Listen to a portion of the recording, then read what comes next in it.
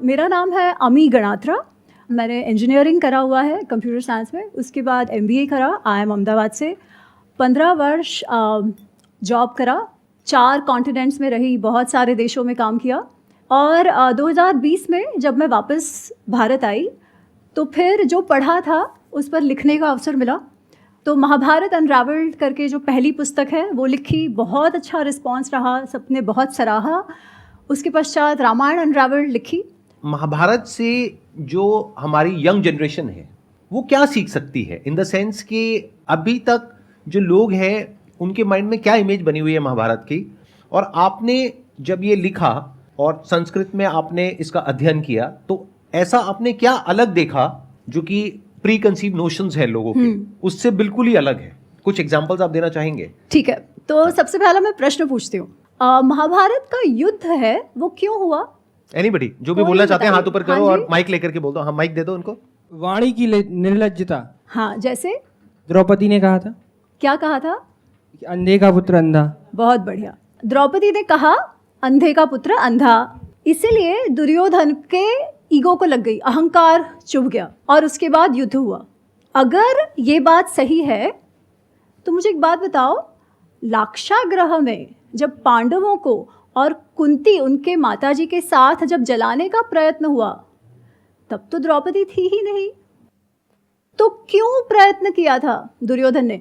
मारने की इच्छा तो उसकी तब से थी ना। द्रौपदी कहाँ आई? उससे भी पीछे जाते हैं। जब पांडव वन से आते हैं पांडु की मृत्यु के बाद, तब भीम को विष दे के मारने का प्रयत्न किया जाता है, तब द्रौपदी कहाँ थी? तो क्या द्रौपदी के कारण ये द्वेष दुर्योधन के मन में आया? पर हम बहुत ही सुलभता से मान लेते हैं कि द्रौपदी ने ऐसे कह दिया, मेल ईगो हर्ट हो गया, सही हो गया युद्ध। क्योंकि दुर्योधन में तो अच्छाइयाँ भी है, ये तो बेचारे को गाली दे दी तो कोई मानेगा क्या? और सभी को लगेगा देखो हमको कोई गाली देगा तो हम चुप बैठेंगे क्या, है ना। फिर हमारे में और एक कहावत है, युद्ध क्यों होता है? जर जोरू जमीन के कारण। यहाँ जोरू मिल गई तो उस पर थोप दिया। बहुत आसान ना? क्यों? क्योंकि हमें अपने अंदर नहीं देखना पड़ता कि इशू क्या है, हम किसी और को आराम से ब्लेम कर सकते हैं। दोषारोपण किसी के सर पे मढ़ना बहुत सुलभ है। क्योंकि जब हम एक्चुअल महाभारत के अंदर जाए ना, तो आपको एक बात बताऊं, अंधे का पुत्र अंधा ये महाभारत के कोई भी मैन्यूस्क्रिप्ट में नहीं है, ऐसा कुछ हुआ ही नहीं है। ये सब जो वो मसाला डालते हैं ना, वैसा वाला मसाला है, ये फिक्शन है। अंधे का पुत्र अंधा हुआ ही नहीं है। Are you sure about that? मतलब कहीं पर भी नहीं लिखा हुआ? 100%। आप गीता प्रेस वाला महाभारत देख लो, आप भंडारकर ओरिएंटल का क्रिटिकल एडिशन देख लो, आप KM गांगुली वर्जन देख लो, आप कोई भी महाभारत, व्यास रचित महाभारत आप देख लो, उस पे लिखी हुई पुस्तकें नहीं, वो फिक्शन है, वो नाट्य रूप है, काव्य रूप है। जो इतिहास है महाभारत, उसमें ये कहीं पर भी नहीं है। अच्छा, अब ये क्यों महत्वपूर्ण है जानना? क्योंकि फिर हमारा दूसरा प्रश्न होगा कि अगर ऐसा नहीं हुआ था तो फिर युद्ध क्यों हुआ, जिसमें पांडवों, कौरवों के और भारतवर्ष के जितने भी क्षत्रिय थे, पूरे जनरेशन्स खत्म हो गए।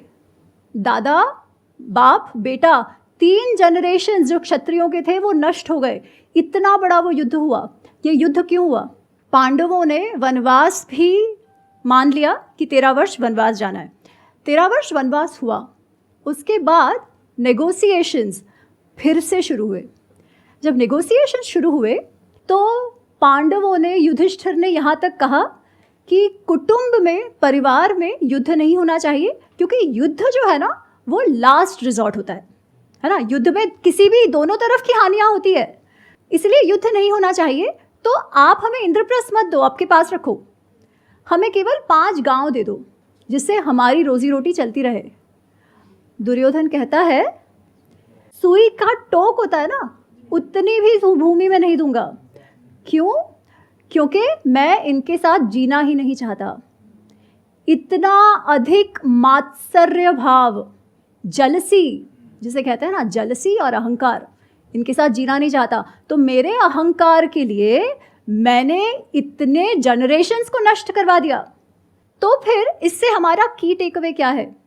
कोई भी निर्णय जब हम काम, क्रोध, लोभ, मोह, मद, मात्सर्य, extreme attachment and desire, anger, गुस्सा, बहुत ज़्यादा गुस्सा, बहुत ज़्यादा लोभ, लालचीपना, बहुत ज़्यादा मात्सर्य, बहुत ज़्यादा अहंकार में जब कोई भी निर्णय लिया जाएगा तब हमारा पतन होना निश्चित है। अच्छा बुरा इंडिविजुअल ट्रेट्स की बात नहीं है। जब निर्णय लेने का समय आता है तब आप किस भाव से लेते हो? क्या लोभ में, क्रोध में, मुझे ये चाहिए, वैसा मुझे चाहिए क्योंकि मुझे चाहिए, माय वे और हाईवे, ऐसा डिसीजन लेते हो, या ये मेरे लिए अच्छा है इसलिए मुझे लेना चाहिए भले मुझे अच्छा ना लगे? कैसे निर्णय लेते हो? That determines. अब this lesson is so different from everything else that you heard कि सब में सही है, सब में गलत है। जब आप ऐसे कहते हैं कि सब में वाइट भी है, सब में ब्लैक भी है, तो हम क्या कहते हैं? मेरे में भी तो ब्लैक है, उनमें भी तो था, चलता है। पर जब तक वो ब्लैक रहेगा ना, तब तक ये मत एक्सपेक्ट करना कि आप सक्सेसफुल हो ही नहीं सकते। सब में ब्लैक है और सब में वाइट है, is it not true? It is true. हाँ। देखिए, गुण अवगुण सब में होते हैं, कोई भी ऐसा नहीं है जो एकदम परफेक्ट है, परंतु जब डिसीजन लेने की बात आती है तब आप कैसे लेते हो, ये महत्वपूर्ण है। ऐसा नहीं है कि मन में गुण अवगुण नहीं है, सब कुछ है, डिजायर्स है, हमें कुछ अच्छा लगता है और ये सब होना भी चाहिए। जब अटैचमेंट है तो प्रेम होगा, पर जब ओवर अटैचमेंट है तो पॉसेसिवनेस आ जाएगी, तो जो संबंध प्रेम का संबंध था वही टूट जाएगा। सेम भाव जब अति हो जाता है तब, इसलिए कृष्ण कहते हैं मन को संयम में रखो। अर्जुन कहता है बहुत अच्छा, संयम में रखो कह तो दिया, पर होता है क्या, है ना? वो कहता है चंचल ही मन कृष्णा प्रमाथि बलवत दृढ़म, कि जो मन है ना बहुत चंचल है, वो वायु के जैसा है कि वायु को हम पकड़ने का प्रयत्न करते हैं ना, मन को संयम में करना वैसे कठिन कार्य है। कृष्ण कहते हैं सही है, कठिन तो है ही, असंशय ही महाबाहो, पर कैसे करो? अभ्यासेन तु कौन्तेय वैराग्येण तु गृह्यते। अभ्यास अभ्यास अभ्यास, प्रैक्टिस प्रैक्टिस प्रैक्टिस। वो सिगरेट मुझे नहीं पीनी है, फिर भी मेरा मन जाएगा, मुझे लगेगा नहीं ले लेता हूँ। आप 2-3 बार मन को बोलोगे ना नहीं लेना है, फिर चौथी बार मन नहीं करेगा, है ना? आप कोई भी कार्य करके देखो, असंभव कुछ नहीं है, पर प्रैक्टिस के अलावा कोई ऑप्शन भी नहीं है। आप ये कह रहे हैं कि जो गुण हैं अवगुण हैं वो सब में होते हैं मन के स्तर पर, लेकिन कुछ लोग हैं जो अपनी बुद्धि के हिसाब से चलते हैं, यानी बुद्धि से मन को कंट्रोल करते हैं, और कुछ है जो मन के हिसाब से चलते हैं। So what you are saying is कि it should not translate into action at the level of मन। सबके साथ में वही होता है, यानी काम, क्रोध, लोभ, ये सब सबके अंदर होता है, करेक्ट। बट कुछ उसके बेस पे एक्शन लेते हैं, कुछ उसके बेस पे एक्शन नहीं लेते हैं, यानी वो सही और गलत, धर्म और अधर्म के बेस पे एक्शन लेते हैं। That's what you are saying, right? Correct. और मैं ये भी उसमें कहना चाहती हूँ कि जब आप मन के बेसिस पर एक्शन लेते हो ना, तो उसका कॉन्सिक्वेंस तो होना ही है। फिर कॉन्सिक्वेंस जब होता है तब हम अपने आप को विक्टिम समझने लगते हैं कि सब बाहर की गलती है। नहीं, हमारे साथ जो भी होता है ना, वो कुछ भी किसी की गलती नहीं है, हमारी स्वयं की गलती के अनुसार के हिसाब से ही जो होता है वो होता है। तो we have to start owning our actions and the outcomes. अच्छा, ये जो पॉइंट अभी इन्होंने बोला कि महाभारत जो हुई वो इस वजह से हुई क्योंकि द्रौपदी ने कहा कि अंधे का पुत्र अंधा, और ये हमने देखा भी है, टेलीविजन पे देखा है और इस तरह से सुना है। तो ये कहाँ से शुरू हुआ? ये मतलब एक इतने बड़े युद्ध के लिए एक फीमेल को ब्लेम किया जा रहा है, और वो सिर्फ एक फीमेल नहीं है, that is basically representative of all females. Absolutely. हम जो फ्रीडम ऑफ एक्सप्रेशन की बात करते हैं, हमारे संस्कृति में ये हमेशा से रहा है। हमेशा से मतलब मैं संस्कृत नाट्य जो 2000-2500 वर्ष पहले लिखे गए, वहाँ से ये है। अब ये पर्टिकुलर प्रसंग कहाँ से आता है ये मैं नहीं जानती, पर वो कहता है ना, लोक कथा में आता गया और ये बाहर तक, फिर अब वही सच्चाई हो गई जो बहुत बार बोला जाता है।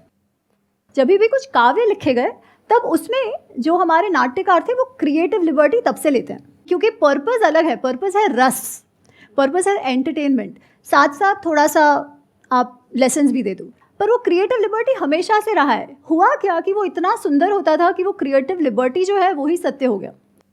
द्रौपदी के विषय में आप हमेशा जब सुनते हो तो उसे वो या तो अंधे का पुत्र अंधा, या हमेशा बदला चाहिए। जबकि आप द्रौपदी का जो व्यक्तित्व महाभारत में देखते हो वो एकदम ही अलग है।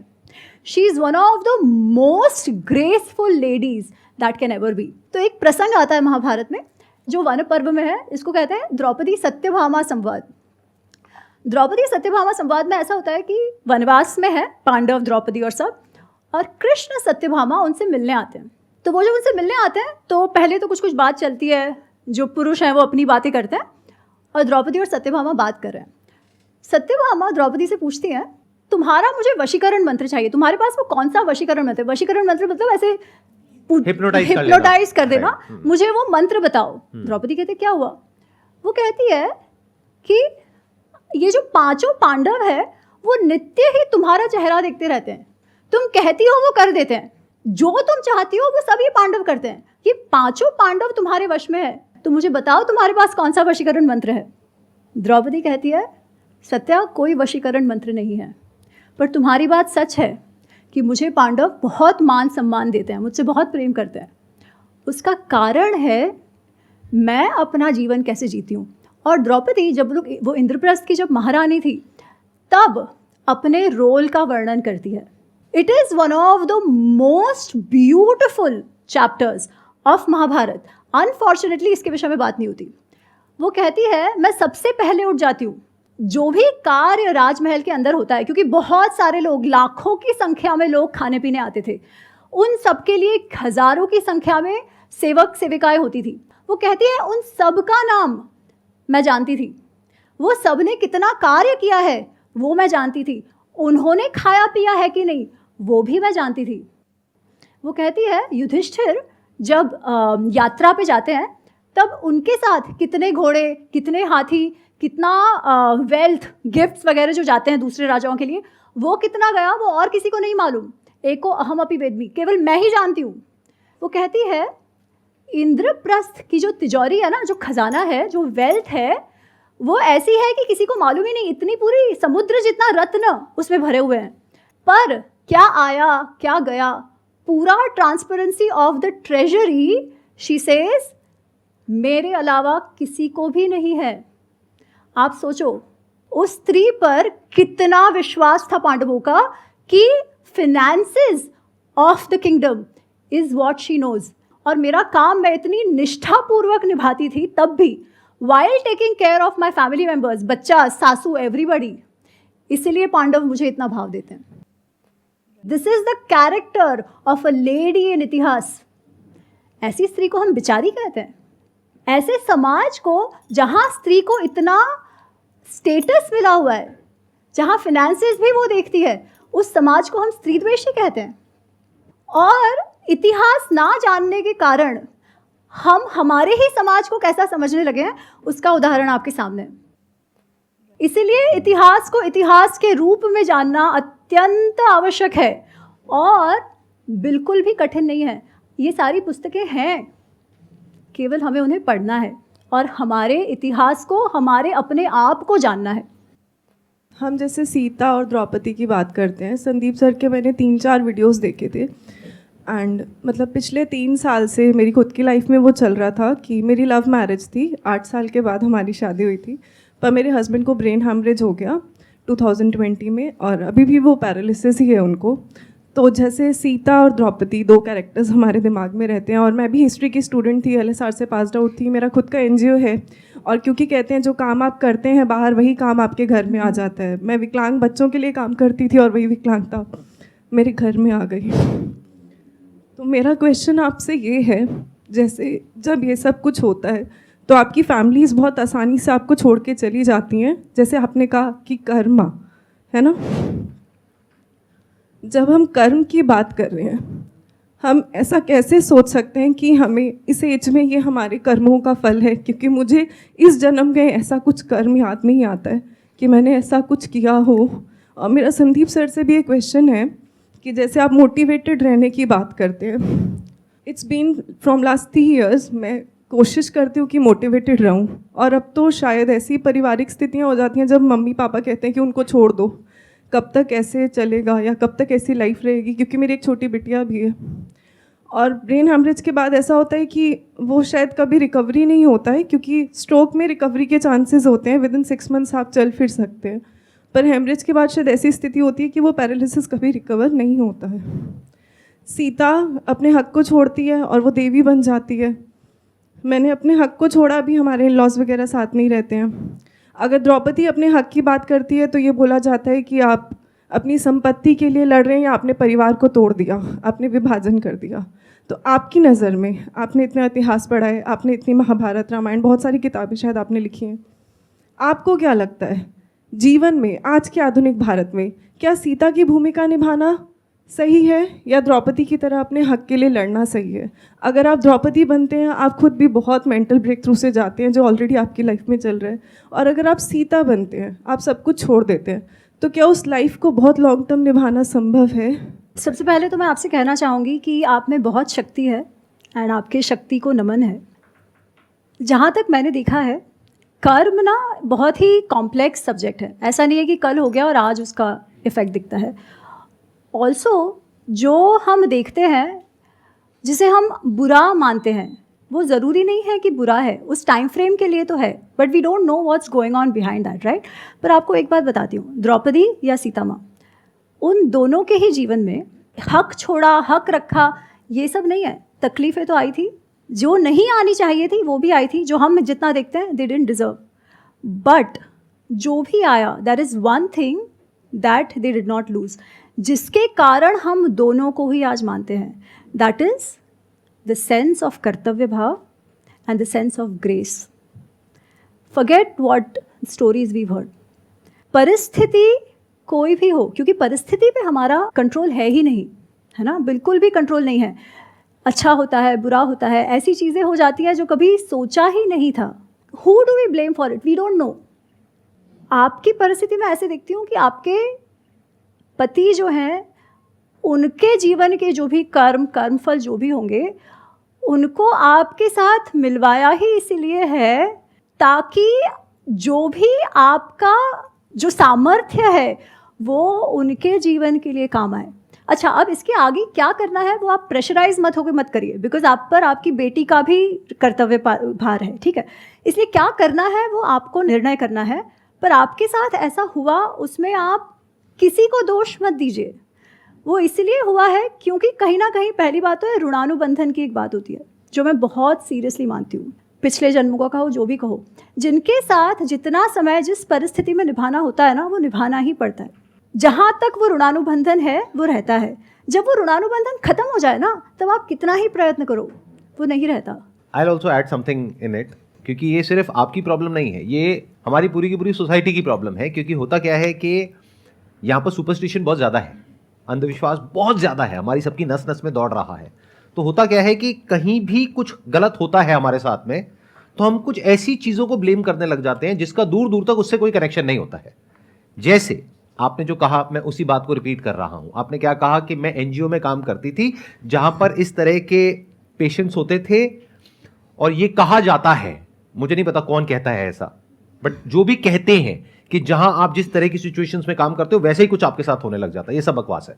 इस तरह की बातें मानना इज इलॉजिकल, इज अनसाइंटिफिक, क्योंकि अगर यही होता, इसका मतलब वो डॉक्टर्स जो कैंसर को क्योर कर रहे हैं उन सबको कैंसर हो जाता या उनके घर में हो जाता। It does not make any sense. Number one, that has to be very clear. हां, अगर कोई ऐसी बीमारी है जो कि ट्रांसमिट हो सकती है, then it makes complete sense. कोई वायरल इन्फेक्शन है, बैक्टीरिया इन्फेक्शन है, वो वहां से आपने कैच किया, आपसे उनको हो गया, makes complete sense. But if there is something that is not transferable और फिर आप ये कह रहे हैं, तो that is unscientific. That is one. तो never be unscientific in your thinking, because the moment you are unscientific, यानी आप लॉजिक से हटते हैं, रीजनिंग से हटते हैं, तो आप सुपरस्टिशियस हो जाते हैं। Then you become vulnerable to such people जो आपके फियर का बेनिफिट लेते हैं, आपके कंफ्यूजन का बेनिफिट लेते हैं, आपको ऐसे रास्तों पर लेकर के जाते हैं जहां पर आगे सिर्फ डार्कनेस होती है। तो never get into that territory. This is a message for all of you and like say everybody who is watching me, क्योंकि the moment you start accepting these baseless arguments और these superstitious beliefs as facts, वहीं से हमारा downfall शुरू हो जाता है, हमारी थिंकिंग का।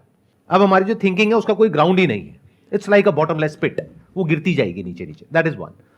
सेकेंड, ये जो लॉ ऑफ कर्मा का पूरा कॉन्सेप्ट है ना, इससे ज्यादा मिसअंडरस्टूड और कोई कॉन्सेप्ट नहीं है। अगर आप मेरे स्टैंड पॉइंट से देखेंगे, जहां तक मैं भी पहले इसको समझता था, मैं भी कुछ ऐसा ही समझता था जहां तक मैंने स्टडी किया था या समझा था, कि हमारे कुछ कर्म हैं, कुछ संचित कर्म हैं जो पिछले जन्मों के हैं, जो चले आ रहे हैं, उसकी वजह से हमारे साथ में कुछ हो रहा है। तो अगर कभी हमने पास्ट लाइफ में कभी कुछ बुरे कर्म करे हैं तो उसका तो फल मिलेगा ही। मेरे स्टैंड पॉइंट से आप देखेंगे, जो हो सकता है इनके स्टैंड पॉइंट से बिल्कुल अलग हो। जो एक करता है उसका असर सब पे होता है, और जो सब करते हैं उसका असर एक पर होता है। तो अपने आप को ब्लेम करना बिल्कुल छोड़ दो। इस गलतफहमी से बिल्कुल बाहर आ जाओ कि मैंने कुछ ऐसा किया जिसकी वजह से मेरे साथ में कुछ ऐसा हो रहा है, या उन्होंने कुछ ऐसा किया जिसकी वजह से उनके साथ में ऐसा हो रहा है। We can talk about it, we can debate about it. मैं आपको बताता हूं मेरा टेक क्या है, आप बताइएगा आपका क्या टेक है इसके ऊपर। मैं कैसे देखता हूं इस दुनिया को कि ये जो हमारे नोशंस हैं, अलग अलग जो रिलीजन्स हैं उनके अलग अलग नोशंस हैं।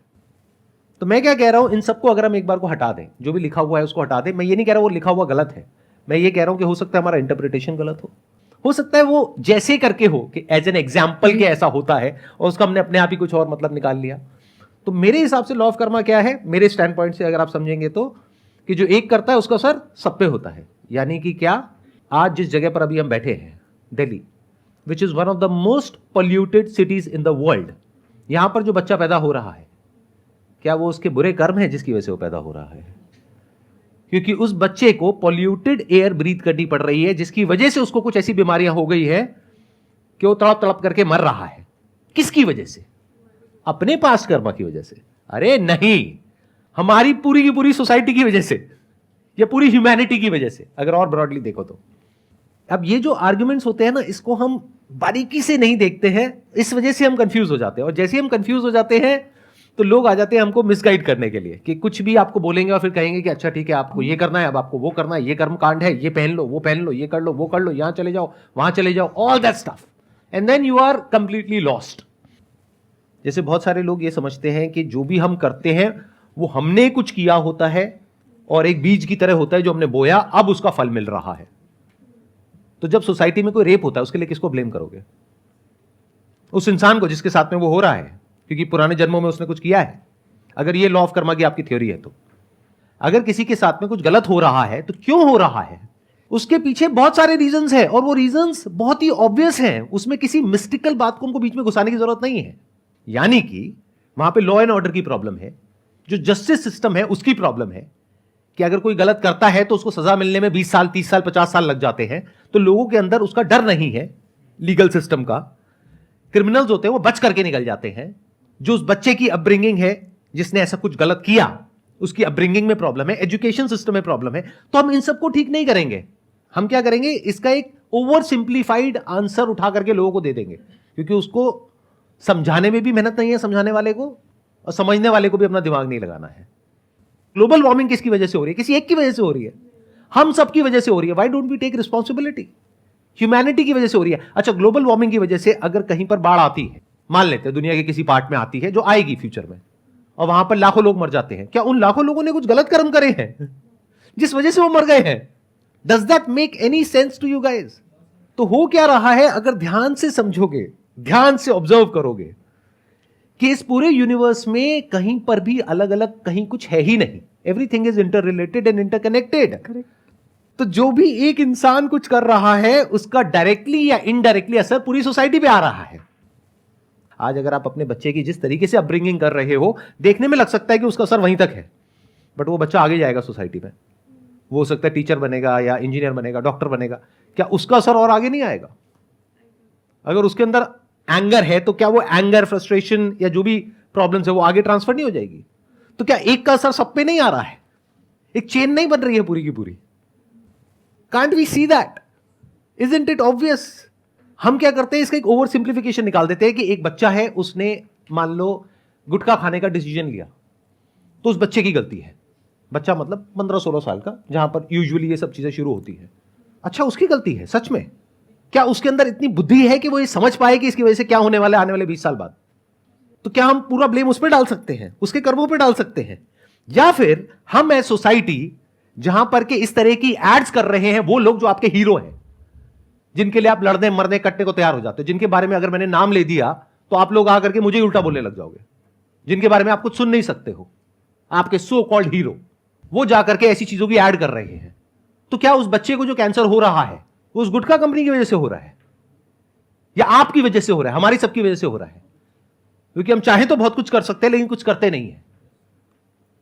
तो जैसे ही लॉ ऑफ कर्मा को आप इस तरीके से समझते हो तो हम सबके ऊपर एक बहुत बड़ी रिस्पॉन्सिबिलिटी आ जाती है, क्योंकि अब फ्यूचर जैसा भी होगा सिर्फ आपका अपना नहीं, क्योंकि आपका अकेले का तो कोई फ्यूचर है ही नहीं। अगर आप किसी ऐसी जगह पे रहते हो जहां पर सब लोग खराब है, उसकी वजह से पूरा मोहल्ला खराब है, तो आप कैसे खुश रह सकते हो? खुद रिस्पॉन्सिबिलिटी लेनी पड़ेगी। आई एम सॉरी, मैं थोड़ा सा इमोशनल हो रहा हूं इस टॉपिक को लेकर के, because it's very close to my heart. आपका क्या टेक है इसके ऊपर? तो मैं आपसे पूर्णतः सहमत हूँ।